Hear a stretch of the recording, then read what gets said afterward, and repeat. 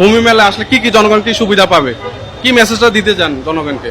ভূমি মেলাটার মূলত আপনার মানে আমরা কি কি সেবা দিচ্ছি, ভূমি সংক্রান্ত কি কি মানে সরকার ব্যবস্থা করছে সেগুলোই আপনারা এখানে জানতে পারবেন।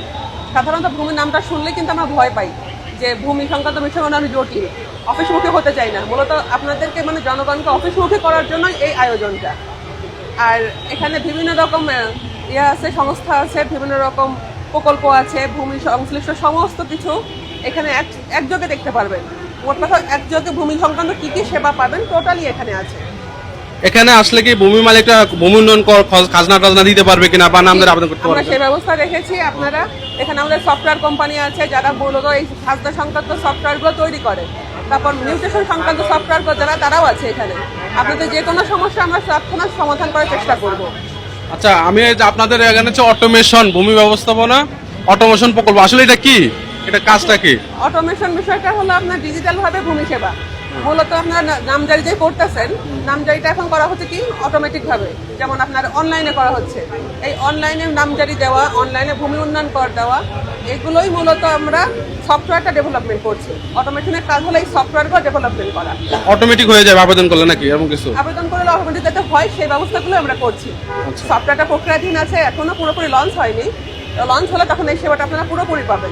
অটোমেশনের আওতায় কি কি সেবা পাবে ভূমি মালিক? আপনার ই নাম জারি করতে পারবেন। ই নাম যেটা বুঝতে পারছেন, মানে আপনার আবেদন করবেন অনলাইনে, আপনাকে অফিসে যেতে হবে না, অফিসে গিয়ে হয়রানি হতে হবে না।